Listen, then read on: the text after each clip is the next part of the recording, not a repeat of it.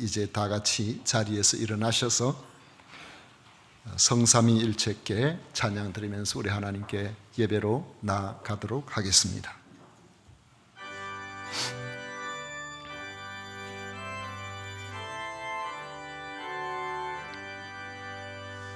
성삼위일체께 한없는 찬송을 드립니다. 존귀한 주님을 영광 중 외웠고 영원히 모시게 하옵소서. 아멘.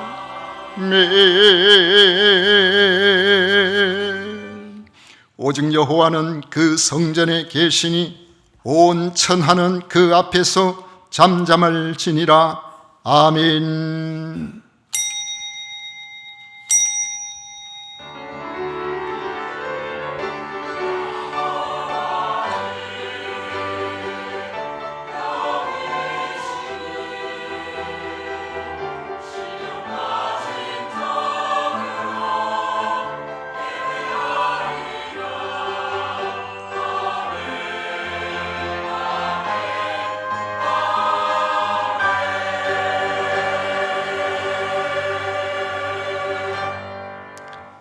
영죽을 죄인을 불러 구원하여 하나님의 자녀 삼으시고 지금까지 인도하신 성삼위 하나님을 찬양하고 경배합니다.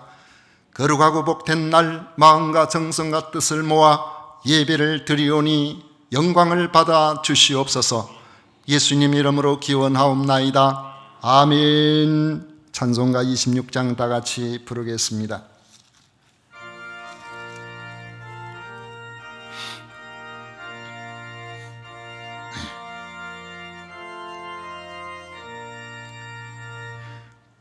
구세주를 아는 너희들 찬송하고 찬송하세.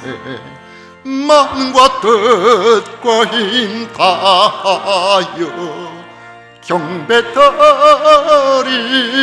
드리세. 주를 알지 못한 이들 주가 친히 인도하사 그의 피로 구속하니 찬송 부르세. 약한 사람 도움받아 시험 중에 참게 되니 모든 죄를 이길 힘은 믿음뿐이라. 진리 되신 우리의 주는 영원토록 변함 없네. 성도들아 주를 믿어 길이 섬기세.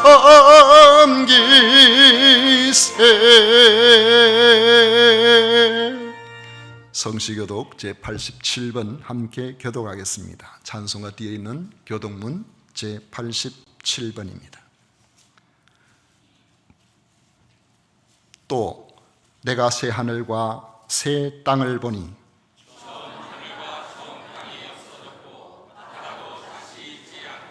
또 내가 봄에 거룩한 성 새 예루살렘이 하나님께로부터 하늘에서 내려오니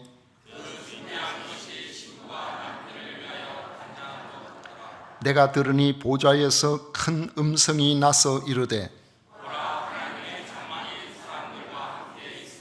하나님이 그들과 함께 계시리니 그들은 하나님의 백성이 되고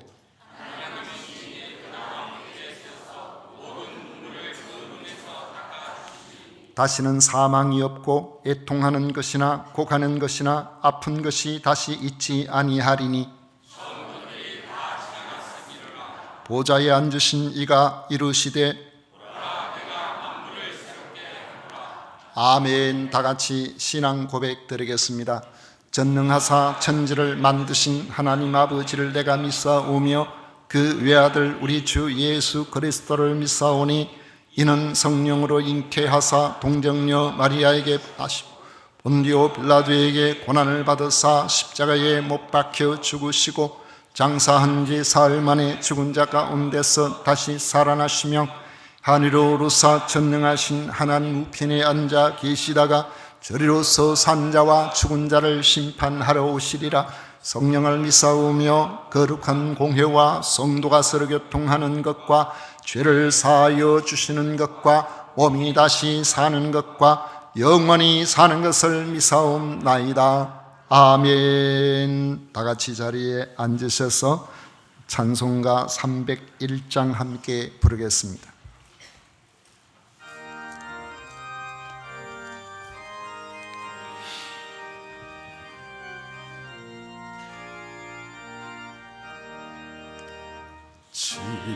지금까지 지내온 것 주의 크신 은혜라. 한이 없는 주의 사랑 어찌로 말하랴. 자나깨나 주의 손이 항상 살펴주시고 모든 일을 주 안에서 영통하게 하시네. 몸도 맘도 연약하나 새 힘 받아 살았네. 물 붓듯이 부으시는 주의 은혜 족하다. 사랑 없는 거리에나 험한 산길 내밀 때 주의 손을 굳게 잡고 찬송하여 가리라. 주님 다시 비올 날이 날로 다가와 무거운 짐 주께 맡겨 벗을 날도 멀잖네.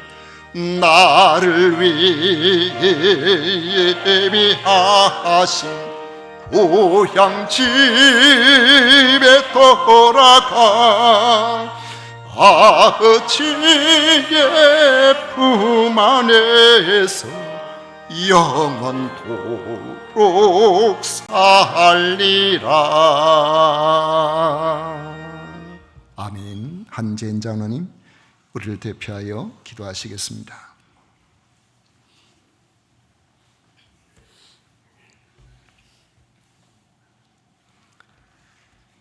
거룩하시고 존귀하신 하나님 아버지, 오늘도 변함없이 우리를 예배의 자리로 인도하시고 찬양과 영광을 받으시기 위하여 우리를 세우신 하나님을 찬양합니다. 하늘과 땅에 있는 모든 것이 주님의 것이오니 우리의 삶과 호흡과 걸음 하나까지도 모두 하나님의 은혜임을 고백합니다. 오직 하나님께만 영광 돌리기를 원하오니 이 시간 우리의 마음과 정성을 온전히 주님께 올려드립니다. 주님 홀로 영광 받으시옵소서. 하나님 아버지, 2025년 한 해 동안도 믿음이 연약하여 늘 넘어지는 하나님의 자녀들을 오래 참으시고 긍휼로 우리를 붙드시고 지켜주심에 감사를 드립니다. 유혹과 미혹이 끊이지 않는 이 세상의 삶 가운데에서 우리를 보호하시고 범사에 우리의 걸음을 인도해 주시며 눈동자처럼 지켜주셨습니다. 우리가 넘어질 때 일으켜 세우셨고 지칠 때 위로하셨으며 낙심할 때 새 힘을 주셨습니다. 올 한 해 우리와 함께 하신 주님의 선하심과 신실하심에 감사와 찬송을 올려드립니다. 내가 내 행위를 아노니 내가 살았다는 이름은 가졌으나 죽은 자로다. 하나님 아버지, 사대 교회를 향하여 하신 이 말씀을 오늘 우리에게 들려주심에 떨리는 마음으로 주님 앞에 섭니다. 우리가 예배도 참여하며 말씀도 보고 기도도 하고 교회 봉사도 해서 형식을 갖춘 것 같아 겉으로는 살아있는 것 같지만 정작 하나님 보시기에는 영적으로 잠들어 있고 식어 있고 하나님과의 호흡이 끊어진 죽어 있는 모습이 지금 우리 모습은 아닌지 이 시간 진실하게 애통하며 스스로를 돌아보게 하여 주시옵소서. 하나님 아버지, 나는 주님 앞에서 살았습니까? 아니면 죽었습니까? 우리 가정은, 우리 교회는, 이 한국 교회는 우리 주님 앞에서 살았습니까? 아니면 죽었습니까? 하나님 아버지, 우리는 살기를 원합니다. 주님 앞에서 살기를 원합니다. 우리의 잠든 심령을 흔들어 깨워 주시옵소서. 그리하여 살게 하여 주시옵소서. 지나온 신앙생활이 이전의 헌신이 나를 살리는 것이 아니라 지금 주님 앞에서 살아있는 것이 나를 살리는 것이니 과거의 자랑은 잊게 하시고 우리의 속사람이 주님 앞에서 완전히 회복될 수 있도록 성령이여 충만케 하사 우리를 살려 주시옵소서. 내가 거룩하니 너희도 거룩할지니라. 하나님께서는 거룩한 자를 찾으십니다. 우리가 거룩해지는 것이 우리 하나님의 명령이시라. 주여, 우리도 이 말씀에, 이 부르심 앞에 거룩해지기를 소원합니다. 우리의 소원이 주님 닮기 원함인데 세상과 구별된 삶을 살며 성령으로 말미암아 거룩하여져서 우리 하나님과 교제하며 살아가는 것이 영원한 소망임에도 불구하고 우리는 거룩함을 잊고 세상과 타협하며 살 때가 대부분이었습니다. 입술로는 주님을 고백하면서도 삶으로는 주님을 기쁘시게 하지 못하였고 생각과 행동이 하나님의 자녀다운 모습이 되지 못했음을 고백합니다. 하나님 아버지, 우리의 죄를 마음속 깊이 깨닫게 하시고 성령 하나님께서 우리 속사람을 새롭게 하셔서 2026년 새해에는 이전의 우리 자아가 죽어지게 하시고 하나님께서 원하시고 우리도 그렇게 소원하는 거룩하고 순종하는 성도가 되게 하여 주시옵소서. 하나님 아버지, 우리가 거룩할 때 하나님이 주실 부흥을 믿습니다. 교회가 거룩할 때 주님께서 다시 성령의 새바람을 불어넣어 주시며 비로소 우리가 성결해질 때 가정과 다음 세대와 나라 가운데 회복이 일어날 것을 믿습니다. 하나님께서 기뻐하시는 영적 부흥이 반드시 일어날 줄로 믿습니다. 우리를 주께서 들어 사용하여 주시고 부흥의 통로로 사용하여 주시옵소서. 또한 다가올 2026년 한 해 동안 하나님의 교회를 위하여 우리의 마음과 몸을 드릴 헌신된 사역자들에게 성령의 감동을 주시고 성김의 자리가 은혜인 것을 알게 하셔서 은혜의 자리로 나아올 수 있도록 하여 주시옵소서. 각자의 자리에서 주님을 기뻐하는 마음으로 충성하게 하시고 사람이 아니라 하나님께 하듯 섬기게 하시며 이 땅에서 우리의 작은 수고와 헌신을 통해 하나님의 교회가 세워지고 섬길 때 기쁨을 주시고 지칠 때 새 힘을 주셔서 우리 모두가 하나님 앞에서 살아있는 자로 인정받는 우리 모두가 되게 하여 주시옵소서. 우리 교회를 새롭게 하시고 각 부서와 예배마다 성령의 생기가 가득하게 하여 주시옵소서. 겉모양이 아니라 속사람이 강건해지는 교회, 사람이 보기에가 아니라 하나님 보시기에 살아있는 교회가 되게 하여 주시옵소서. 오늘 목사님을 통해 선포되는 말씀을 기대합니다. 전하는 주의 사자에게 성령의 충만함을 더하여 주시고 그 말씀을 받는 저희들의 마음을 열어주셔서 순종을 결단하며 말씀이 우리의 삶을 변화시키는 능력이 되게 하여 주시옵소서. 이 시간 드리는 예배를 기쁘게 받아주시고 말씀 가운데 우리의 영혼이 소생하며 찬양 가운데 하나님의 영광이 드러나며 기도 가운데 우리의 심령이 새로워지는 은혜가 임하게 하여 주시옵소서. 이 모든 말씀 우리와 교회를 거룩하게 하시고 우리가 피투성이라도 주님 앞에서 살아 있기를 원하시는 우리 주 예수 그리스도 이름으로 간절히 기도드립니다. 아멘.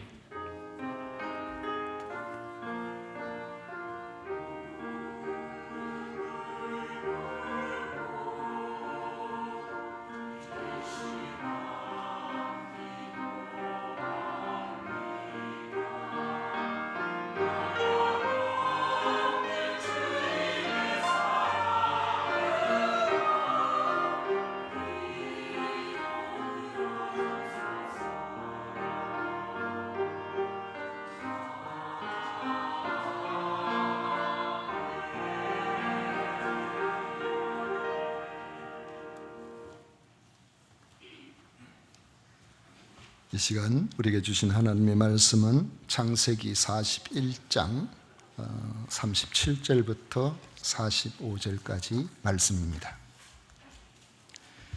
창세기 41장 37절부터 45절까지 말씀을 교독하겠습니다. 찾으신 줄 알고 제가 먼저 읽겠습니다.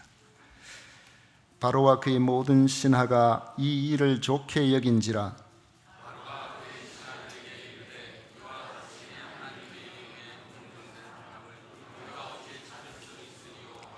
요셉에게 이르되 하나님이 이 모든 것을 내게 보이셨으니 너와 같이 명철하고 지혜 있는 자가 없도다.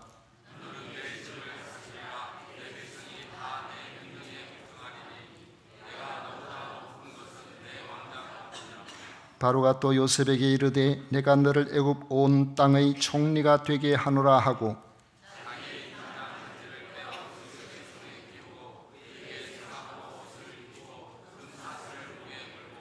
자기에게 있는 버금술에 그를 태우매 무리가 그의 앞에서 소리 지르기를 엎드리라 하더라. 바로가 그에게 애굽 전국을 총리로 다스리게 하였더라.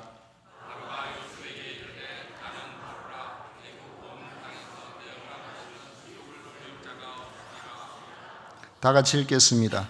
그가 요셉의 이름을 사브낫 바네아라 하고 또 온의 제사장 보디베라와 딸 아스낫을 그에게 주어 아내로 삼게 하니라.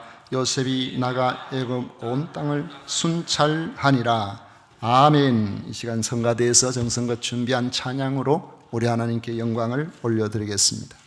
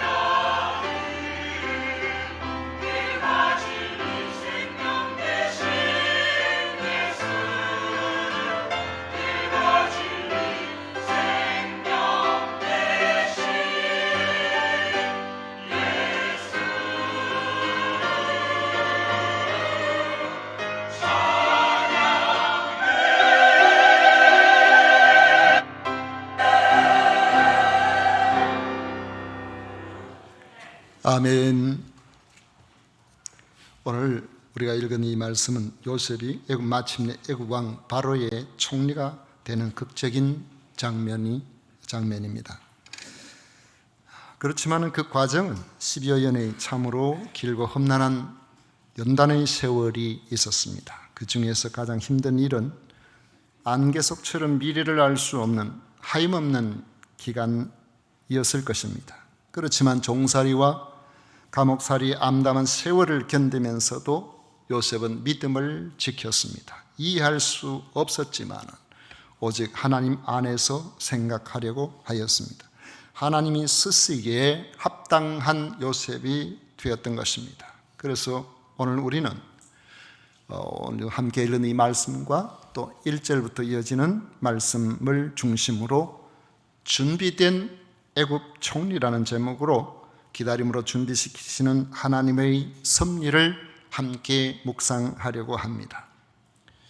오늘 우리가 읽은 이 말씀 1절에 보면은 이 41장 1절이죠. 여기 보면 만 2년 후에 바로가 꿈을 꾼 적 했습니다. 이 말의 강조점은 단순히 만 2년이 흘렀다는 데 있는 것이 아닙니다. 10년이 넘도록 애굽에서 종살이를 한 요셉이 보람도 없이 억울한 누명을 쓰고 감옥에 갇혔습니다. 그를 감옥에서 벗어나게 할 유일한 희망이라고 생각했던 술 맡은 관원장도 복직하자마자 요셉을 잊어버렸습니다. 그리고 또 2년이 흘렀던 것입니다. 우리는 이 2년이라는 시간을 통해서 하나님 언제나 하나님의 시간표대로 일하심을 볼 수 있습니다. 무자비한 형들의 악행으로 이국 땅 애굽에서 종이 되어도 그는 성실하게 지냈고 엄청난 유혹 앞에서도 주인에 대한 신의와 하나님 앞에 믿음을 지켰던 요셉이었습니다. 그러나 하나님은 요셉의 억울함을 즉시 풀어주시지 않으셨습니다. 요셉의 신앙과 인격이 더 성숙해져야 할 시간이 얼마나 필요했는지 우리는 알 수가 없지만은 우리가 알 수 있는 것이 있다면은 하나님께서 쓰시기에는 아직까지 요셉에게 2년이 더 필요했다는 점입니다. 그 2년은 요셉과 애굽의 상황까지도 고려하신 하나님의 시간표였던 것입니다. 하나님의 시간표에 대한 믿음을 가진 사도 바울은 로마서 5장 3절 4절에서 이렇게 말합니다. 우리가 환난 중에도 즐거워하나니 이는 환난은 인내를, 인내는 연단을, 연단은 소망을 이루는 줄 암이니라 했습니다. 때로 우리는 우리의 기대 때문에 힘들어하는 경우가 있습니다. 그 기대가 우리가 생각하는 것과 달리 조금만 지연이 되어도 우리는 답답합니다. 우리는 심히 어려움을 겪습니다. 우리는 좌절하기 쉽습니다. 그러나 하나님은 우리가 아무리 힘들어해도 때로는 우리가 너무너무 고통스럽고 어려워하는 것처럼 보여도 하나님의 시간표에 맞추도록 기다리시는 것을 봅니다. 이처럼 하나님께서 기다리게 하신다면 그것은 아직도 우리는 잘 알지 못하지만은 하나님께서 우리를 준비시키시는 그 시간임을 받아들여야 하는 것이 성도의 신앙 자세인 것입니다. 그 인내가 연단을 이루고 그 연단을 통해 비로소 하나님께서 우리로 하여금 암담한 자리에서 벗어나는 소망의 자리로 이끌어 가시기 때문에 그렇습니다. 때가 되니까 마침내 술 맡은 관원장이 기억을 또 올리는 일이 발생했습니다. 바로가 깊은 번민을 주는 두 가지 꿈을 꿨는데 그 꿈을 해석할 사람이 애굽 전역에 아무도 없었던 것입니다. 애굽의 모든 점설가와 지혜로운 사람들을 불러서 자기가 꾼 꿈 이야기를 해주면서 그 해석을 요구했지만 대답을 줄 사람은 아무도 없었습니다. 다니엘서에 나오는 느부갓네살 왕처럼 사람들을 불러다가 내가 꿈 이야기하면은 그 꿈에 너 마음대로 해석할 수도 있으니까 내가 무슨 꿈을 꿨는지 그것조차도 알아맞추고 해석하라고 이렇게 이야기를 하면은 정말 가짜는 어떻게 할 수가 없겠죠? 그런데 바로는 자기 꾼 꿈을 다 이야기를 해줬어요. 추측할 만한 여러 가지 것들도 가능한 그런 뭔가가 있는 듯이 보입니다. 그럼에도 불구하고 아무도 해석하는 자가 없었다는 것은 하나님께서 그들로 하여금 해석을 막으셨다는 뜻입니다. 바로의 꿈을 해석할 사람이 아무도 없어서 모두가 혼란해하고 있는 그때에 비로소 술 맡은 관원장이 자신의 꿈을 해석해 준 요셉을 기억하게 된 것입니다. 그가 바로에게 말합니다. 9절에 보면 술 맡은 관원장이 바로에게 말하여 이르되 내가 오늘 내 죄를 기억하나이다. 술 맡은 관원장 요셉의 기억을 잊었던 것은 만 2년이나 지나서 요셉을 기억한 그런 것, 이런 모든 것들이 사실 우연이 아니었음을 알 수가 있습니다. 술 맡은 관원장이 무슨 변망당한 사람이거나 아니면 기억력이 부족해가지고 그렇게 기억을 못한 것이 아니라는 말입니다. 그가 기억을 잊은 것이나 다시 기억이 난 것이나 다 하나님의 영역 안에서 이루어진 것임을 알 수가 있습니다.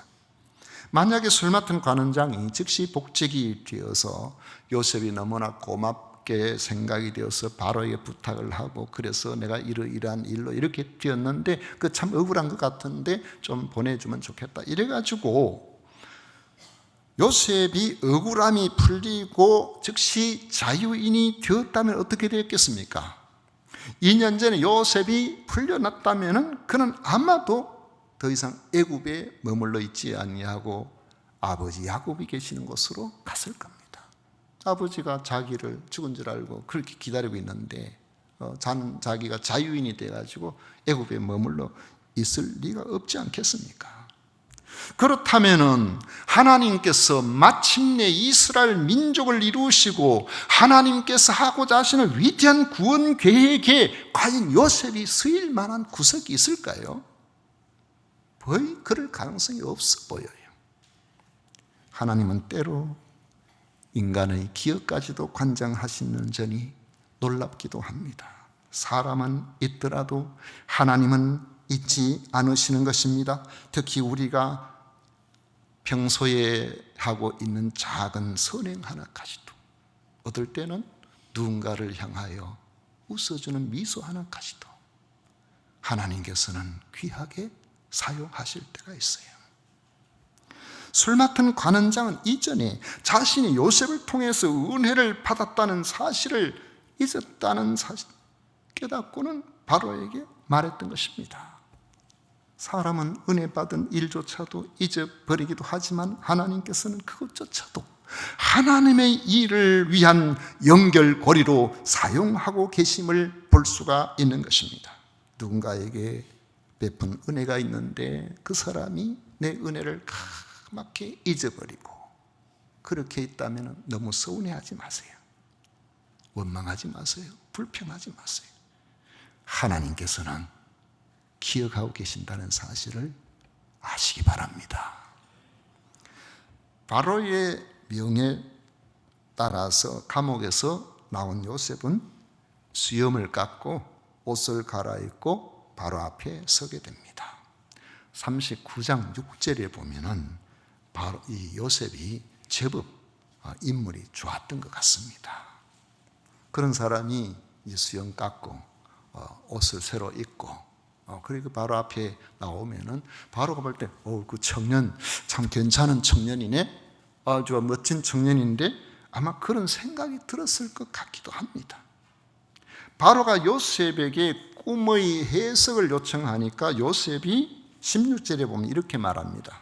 요셉이 바로에게 대답하여 이르되 내가 아니라 하나님께서 바로에게 편안한 대답을 하시리다. 요셉은 자신이 해몽을 할 수 있는 사람이라고 하지를 않았습니다. 그는 하나님만이 해답을 주실 수 있다는 사실을 분명히 했습니다. 이전에 술 맡은 관원장에게도 해석은 하나님께 있다고 했습니다. 그처럼 요셉은 해몽의 주체가 하나님이라는 사실에 대해서 분명하게 인식을 하고 있었습니다. 왜 요셉이 하나님이 쓰시는 사람인지를 우리가 알 수 있는 대목이에요. 요셉은 자신의 해몽 능력이 하나님께로부터 나왔음을 알고 있었고 앞으로도 마찬가지입니다. 그래서 하나님께서 쓰실 때는 그가 쓰임을 받는 거예요. 하나님이 쓰시지 않으면 할 수가 없는 거예요. 그런데 어떨 때 하나님께서 은사를 주시면은 그 은사를 통해서 어떤 일들이 이루어지고 난 다음에 마치 자기가 주체적으로 어떤 일을 할 수 있는 것처럼 착각하는 사람도 간혹 있어요. 예전에 어느 교회에서 집사님이 어느 기도원에 갔더니만은 그 기도원의 여원장인데 기도하기 위해서는 그 기도원에 들어온 사람이 봉투를 준비해야 된다고 그렇게 이야기를 한다 그래요. 그래 봉투를 준비를 해 갔는데 봉투가 얇아서 기도가 응답이 잘 안 될 것 같다고 우리 이야기한다 그래요. 그래서 제가 그 가짜니까 가지 마세요. 근데 가면 안 됩니다. 그건 옳지 않아요. 언젠가 하나님께서 글을 쓰셔서 그의 기도에 누군가가 병이 난지 모르지만은 그는 하나님의 은혜를 기억하지 못하고 자기 능력으로 그런 줄 착각하고 있어요. 이건 발람이나 마찬가지. 하나님이 하시는 일은 하나님께서 쓰세요. 계속 우리가 쓰임을 받을 수가 있는 겁니다. 그래서 날마다 조심하고 날마다 겸손하고 날마다 하나님의 은혜를 우리가 기억하고 그렇게 살아가야 되는 것이죠. 오늘 여기 이 말씀에서 보여주는 것처럼 하나님께서 그렇게 하실 수가 있다 하는 것을 분명히 이야기를 하고 있습니다. 요셉은 꿈을 해석하면서 두 꿈이 하나님의 동일한 메시지를 전달하는 것임을 밝혔습니다. 25절에 보면 요셉이 바로에게 아뢰되 바로의 꿈은 하나라. 하나님이 그가 하실 일을 바로에게 보이심이니이다. 그래서 바로가 꾼 꿈은 바로 하나님께서 바로에게 주신 계시라는 거예요. 장차 7년의 풍년과 7년의 기근이 올 것을 미리 알려주시는 꿈이라는 것입니다. 우리가 미래를 안다는 것은 참 중요합니다. 미래를 알기는 아는데 어떤 대책도 세울 수 없다면 차라리 모르는 게 나아요. 여러분 미래를 알잖아요. 여러분들 다 미래를 알아요. 뭘 아느냐? 100년 안에 다 죽을 거 알아요. 근데 언제 죽을지 모르는 거예요. 그게 우리한테 복이지. 내가 어떻게 할 수 없는 일이라면 차라리 모르는 게 낫습니다. 지금도 미래학자들이 세상이 돌아가는 상황을 예측하기 위해서 온갖 데이터를 가지고 나름대로 분석을 해서 5년 후는 이렇게 됩니다. 10년 후는 이렇게 됩니다. 20년 후는 이렇게 됩니다. 미래를 예측을 하고 책으로 남기기도 합니다.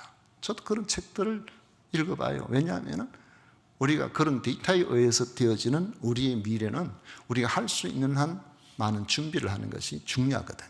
지금 인구가 급속도로 감소되고 있잖아요. 이게 앞으로 5년, 10년까지는 크게 영향을 미치지 않는답니다. 그러나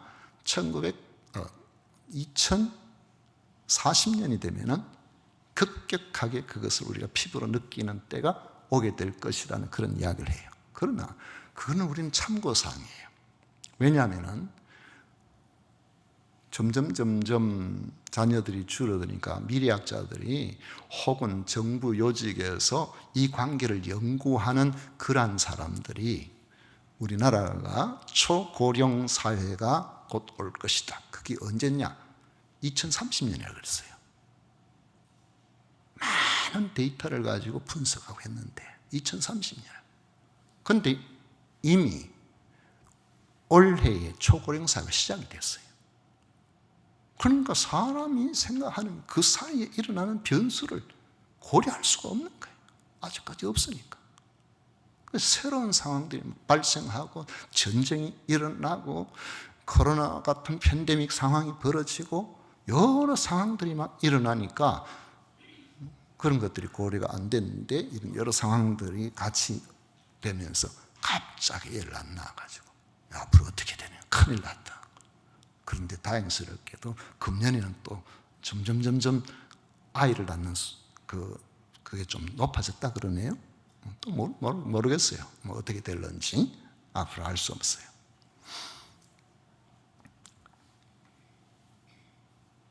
이처럼 미래에 대해서 우리가 알면은 어느 정도 준비를 하다 보면은 그대로 가면은 그 예측대로 되지만은 잘 준비하면은 선하게 그 문제가 좀 해결될 수도 있고 막 해결될 수도 있잖아요. 그러니까 사실은 미래를 아는 것도 중요하지만은 그것보다는 그걸 대비할 수 있는 능력이 더 중요한 겁니다.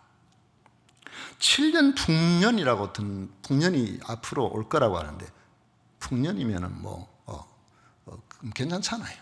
먹고 사는데 괜찮잖아요. 그런데 양식이 들면은 뭐 합니까? 그 양식 가지고 사치를 부리죠. 그 양식 가지고 술을 담죠. 그래가지고는 전부 7년 풍년 동안에 전부 애국에 사는 사람이 술꾼이 되어 있을 가능성도 있어요. 1년도 아니고 7년 동안 잘 사니까 걱정 없잖아요. 그러다가 갑자기 흉년이 들면은 그때는 걷잡을 수가 없습니다. 왜요?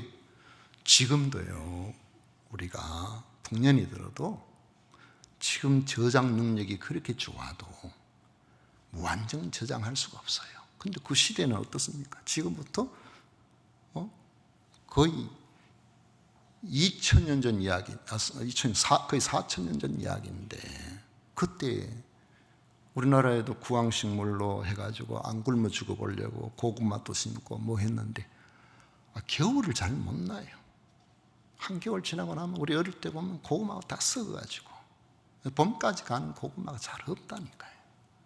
그러니까 7년이 흉년이 들면 누가 살아남겠습니까? 어떻게 작물을 제대로 저장해가지고 그렇게 해나갈 수가 있겠습니까? 그러니까 이 7년이라는 것은 사실은 거의 전멸 상태로 갈 수 있는 그런 상황인 겁니다. 그런데 요셉은 명쾌한 해석에 그치지 않고 그 대비책까지도 명확하게 밝혀주었습니다. 26절부터 36절까지 한번 보십시오. 26절부터 36절까지 성경을 가져오신 분들은 읽으시고 성경을 안 가져오신 분들은 귀로만 들으십시오. 성경 가지 다니세요. 가지 다니시는 게 좋습니다. 다 같이 읽습니다. 7 좋은 암소는 7회요 7 좋은 이삭도 7회니 그 꿈은 하나라. 그 후에 올라온 파리하고 흉한 7소는 7년이요 동풍의 말라 속이 빈 7 이삭도 7회 흉년이니 내가 바로에게 이르기를 하나님 그가 하실 이 일을 바로에게 보이신다 함이 이것이라. 온 애굽 땅이 7해 큰 풍년이 있겠고 후에 7해 흉년이 들므로 애굽 땅에 있던 풍년을 다 잊어버리게 되고 이 땅의 기운으로 망하리니 후에 든 그 흉년이 너무 심함으로 이전 풍년을 이 땅에서 기억하지 못하게 되리라.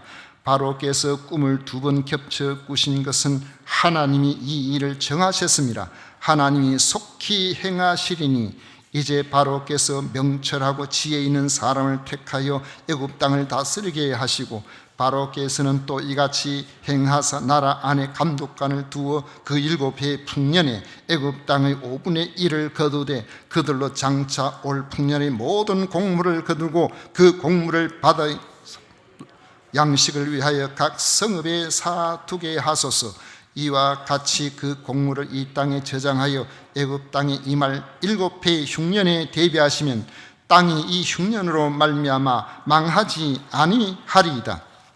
요셉이 단지 꿈을 해석하는 데 그치지 않고 바로에게 기근에 대비하여 풍년에는 지금 워낙 많은 곡물들이 들어오니까 그 중에 한 5분의 1 정도는 따로 저축해도 먹고 사는데 아무 지장이 없단 말이에요. 그거를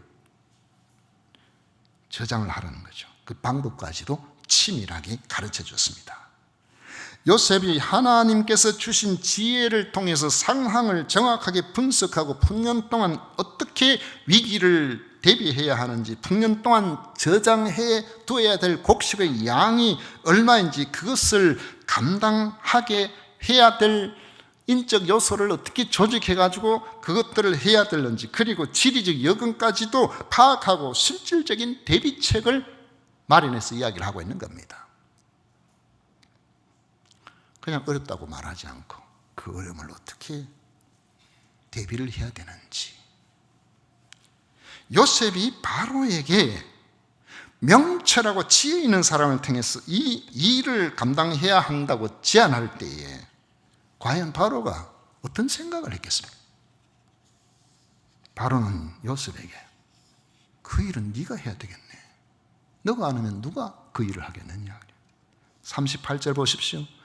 바로가 그의 신하들에게 이르되 이와 같이 하나님의 영에 감동된 사람을 우리가 어찌 찾을 수 있으리요 하고 요셉에게 이르되 하나님이 이 모든 것을 내게 보이셨으니 너와 같이 명철하고 지혜 있는 자가 없도다. 너는 내 집을 다스리라. 내 백성이 다 내 명령에 복종하리니 내가 너보다 높은 것은 내 왕자뿐이니라. 바로가 또 요셉에게 이르되 내가 너를 애굽 온 땅의 총리가 되게 하노라 하고. 바로는 요셉이 애굽의 총리로 준비된 사람이라고 보았던 것입니다. 저는 종종 우리가 살면서 문제 제기형 인간으로 살지 말고 문제 해결형 인간으로 살라고 이야기를 합니다. 우리가 보면은 자기 살아온 삶에 있으니까 자기 판단에 이건 뭐가 잘못됐고 저건 뭐가 잘못됐고 뭐 이런 식으로 우리는 문제를 보면서 내 마음에 들지 않는 것을 이야기할 수 있어요. 그런 생각이 들 수 있잖아요. 만약 교회 들어오는데 앞 그 입구에 뭐 휴지나 이런 것들이 막 여기저기 널려 있든지 이렇게 된다고 생각해요. 아니 교회가 좀 깨끗해야지 교회 왜 이렇게 휴지가 많이 돌아다녀? 이렇게 생각할 수 있잖아요. 그 사람이 다 그렇죠. 그런데 이처럼 문제 제기로 끝나게 되면 이런 사람은 그 공동체를 불안하게 만들고 행복하지 않게 만들고 불평과 원망이 쌓이게 만듭니다. 그러나 문제 해결의 인간은 있어야 안 될 게 여기 있네? 그러면 얼른 그걸 주워서 쓰레기통에 넣고 쓰레받기하고 빗자루 쓸어가지고 치우고 깨끗하게 만드는 사람. 같은 상황을 봐도 그것을 어떻게 하느냐는 그 삶의 습관이 어떻게 들어오냐에 따라서 완전히 다른 그런 경우가 많습니다. 안 되는 모든 일을 다른 사람과 환경 탓으로 하면은 불평과 원망이 가득한 불행한 세상을 만들고 맙니다.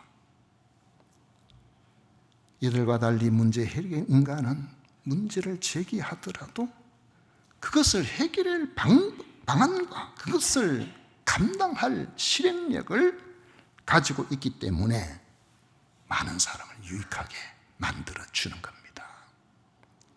38절 말씀에 보면은 하나님이 쓰시는 사람이 그런 사람, 이런 사람 불신자까지도 감동을 받게 합니다.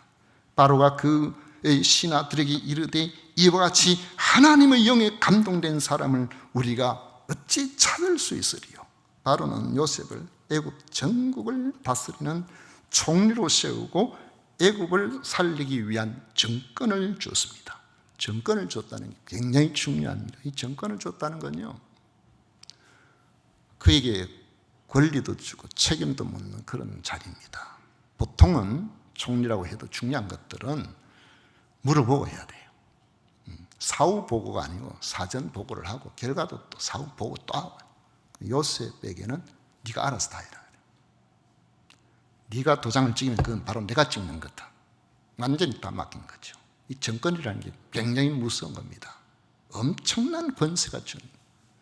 그러나 그 정권을 바꿔서 바로의 마음에 들지 않는 상황이 벌어지면 그의 목은 한순간에 날아가 버립니다. 그 위치가 그만큼 책임이 크다는 거예요. 그런 책임을 가진 이런 정권 총리가 되었습니다. 죄수 요셉이 한순간에 바로 다음의 높은 자리에 이르는 지위와 영광을 받게 된 것입니다. 그리고 요셉은 자기에게 주어진 지위를 이용하여 치밀하게 흉년을 대비하게 되는 것입니다. 우리는 하나님께서 사람을 세우실 때의 원리를 봅니다. 하나님께서는 정말 하나님께서 세우고 싶어 하시는 그런 분들은 준비를 시키세요. 환경을 조성하십니다. 믿음을 저버리지 않고 인내로서 연단을 견뎌낸 사람에게는 때가 되면은 지혜를 주셔서 그가 가진 직책을 통하여 하나님이 영광을 받으시게 하고 많은 사람을 살리고 유익하게 하시는 겁니다. 그런데 우리는 간혹 이 성경을 읽으면서 요셉이 고생하더니만 결국에 총리가 되었다네? 와, 잘 됐네. 그렇게 생각하고 그 권세와 화려한 직책에 관심을 더 가지는 이들도 있습니다. 우리 그리스도인들은 이것을 대단히 조심해야 됩니다. 왜요? 되지 말아야 될 사람이 높은 지위에 올라가서 결과가 안 좋은 경우가 얼마나 많습니까? 잠깐의 영광임, 그것 때문에 본인만 안 좋은 것이 아니라 그 산하에 있는 많은 사람도 고통받게 하는 일들도 많이 있다. 요셉이 제대로 준비가 안 됐다면 요셉이 잠깐 총리가 될지 모르지만 애국 사람들 거의 다 굶어 죽었을 거예요. 그러니까 우리는 어떤 지위보다도 그것을 감당할 여력이 내게 과연 있는가, 그것을 겸손하게 우리가 스스로를 잘 돌아봐야 되는 것입니다.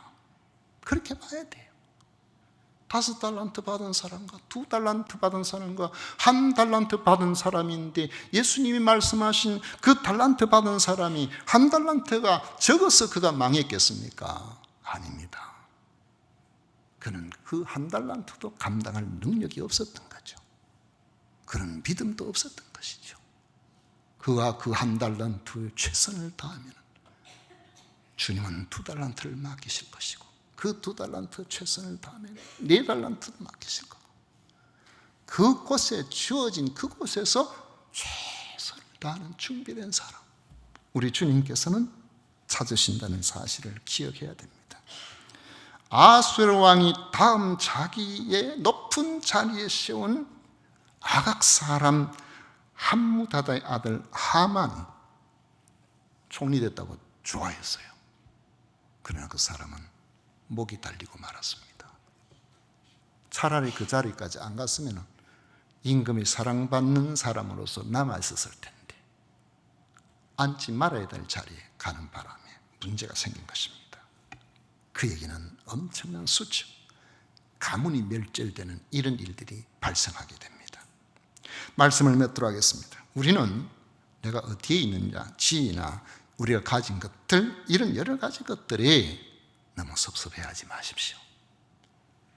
왜 하나님께서 나를 크게 쓰시지 않느냐고. 그것 때문에 여러분 너무 섭섭해하실 필요가 없습니다. 우리가 주어진 자리에서 내가 준비된 사람인지, 나를 통해서 얼마나 많은 사람들을 유익하게 만들 것인지, 그 일을 통하여 하나님의 영광을 받으시게 할 것인지를 먼저 생각해야 됩니다. 하나님께서는 그래서 우리에게 준비시키시는 거예요.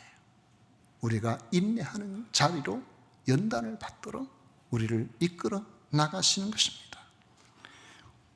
그때가 언제인지 우리는 알지 못해서 때로는 기다림 속에서 지치고 깊은 좌절을 맛볼 수도 있습니다. 그러나 하나님께서는 우리의 인격도 우리의 시간도 우리의 실력도 다 알고 계시기 때문에 하나님께서는 그냥 하나님의 시간표 안에서 우리를 기다리고 계시는 것입니다. 하나님께서 요셉을 준비하신 것처럼 지금도 각 분야에서 하나님은 우리를 준비시키십니다. 겸손히 하나님을 인정하고 하나님께 순종하고 인내한다면은 하나님의 예비하신 때에 우리를 사용하실 것입니다. 그것이 작은 것이면 어떻습니까? 우리 주님 앞에 가면은 그 하나가 분명히 하나님이 보시기에 가장 귀한 것으로 인정해 주실 수도 있어요.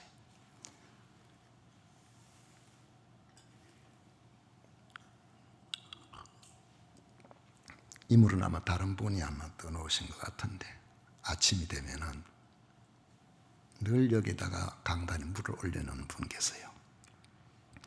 20년 동안 한결같이. 여러분 그 시시한 줄로 생각합니까? 저는 그렇게 생각 안 합니다.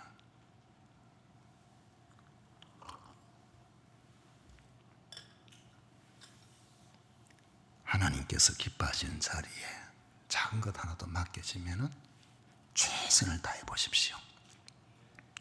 다른 사람 부러워하지 마십시오.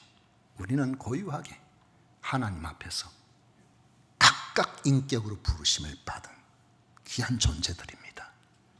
우리 하나님께서 귀하게 쓰시는 우리 모두가 되시기를 축원합니다. 기도하겠습니다. 좋으신 하나님 아버지 감사합니다. 저희들을 지극히 사랑하시는 주님, 저희들을 향하신 그 크신 은혜 진심으로 감사를 드립니다.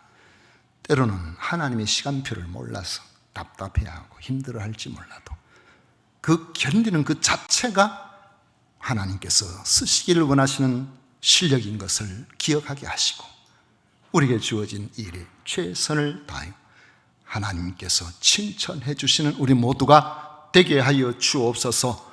예수님 이름으로 기도하옵나이다. 아멘. 찬송가 321장 함께 부르겠습니다.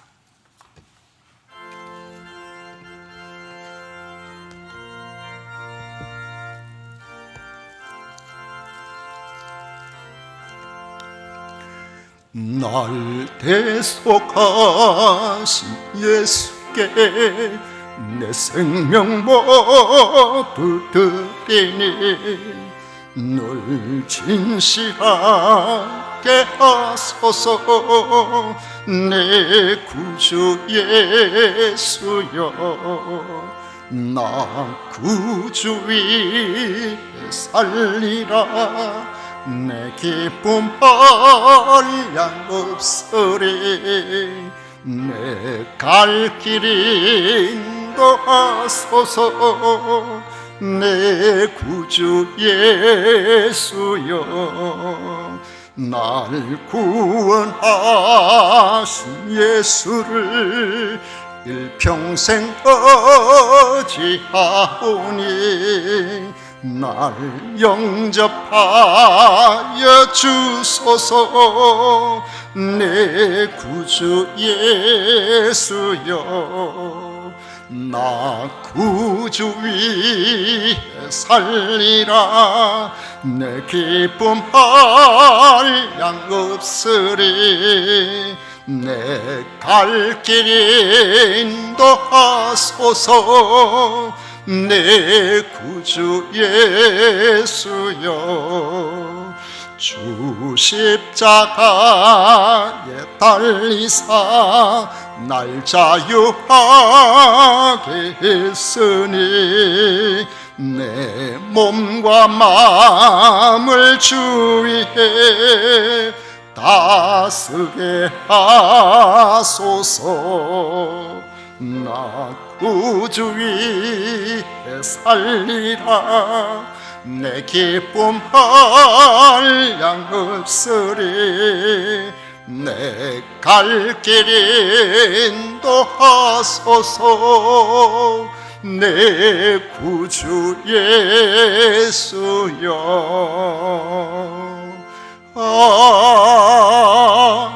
아멘.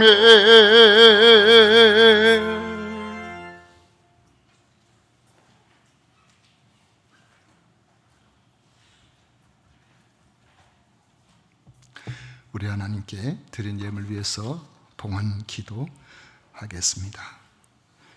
좋으신 하나님 아버지, 2025년도도 지금까지 선하게 인도하신 하나님을 찬양합니다. 오늘도 여전히 변함없이 주님 앞에 나와 예배할 수 있도록 인도해 주심을 찬양합니다. 이 시간에 우리 하나님 앞에 하나님께서 우리의 주인 되심, 우리의 소유자 되심을 고백하며 소득의 10분의 1을 구별하고 건축 헌금과 선교 헌금과 주일 헌금과 각종 감사 헌금으로 영광을 올려드리게 하시 진심으로 감사드립니다. 귀한 것 받으셔서 하나님 주의 선한 일에 귀하게 사용될 수 있도록 인도하여 주옵소서. 아버지 하나님, 성옥란 집사님 새가족 신방 잘 은혜롭게 마치고 감사를 드립니다. 잘 정착하여 이곳에서 하나님이 기뻐하시는 온갖 일들이 많이 일어나는 것을 보게 하여 주옵소서. 엄주성 집사님 생일 감상금 드립니다. 박미정 권사님 딸 승주 생일 감상금 드립니다. 지난 1년 동안도 지켜주신 하나님, 또 1년 동안 눈동자같이 지키시고 보호하여 주옵소서. 우리 하나님께서 기뻐하시는 복된 하나님의 사람으로 살아갈 수 있도록 인도하여 주옵소서. 아버지, 이른 아침부터 성도 섬기는 일로 각각의 분야에서 최선을 다하는 주의 종들을 위로해 주시고 저들의 삶에 넘치는 것들로 갚아 주시옵소서. 예수님 이름으로 축복하고 기도하오며 지금은 우리 구주 예수 그리스도의 은혜와 하나님 아버지의 놀라우신 사랑과 성령 하나님의 교통하심이 오늘도 주님 앞에 나와 우리의 소망을 주께 드는 모든 주의 종들 위에 영원토록 함께 있을지어다. 아멘.